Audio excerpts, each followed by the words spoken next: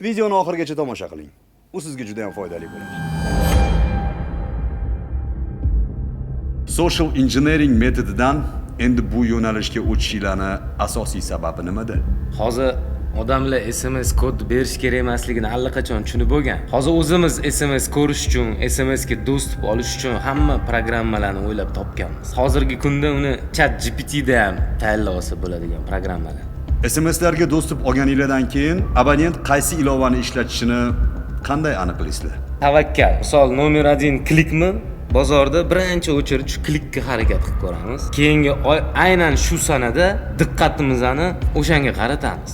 Virus tushgan telefonlarni sizlar bir oylab kuzatishinglar va o'ljani bundan xabari bo'lmasligi ham mumkin ekanda. Bizga 200 ming yoki 300 ming so'm pul qiziq emas. Ko'proq pul tushishini poylaymiz. APKlar, ilovalar turlari necha xil bo'ladi? Masofadan turib ham telefoningizni boshqarsa bo'ladi. Root bo'lgan telefon. Klik identifikatsiyasidan o'tgan telefon bilan akkauntlarni buzishga qiynalamiz. Xo'sh, bundan kelib chiqyaptiki, barchasi o'zingizni qo'lingizda.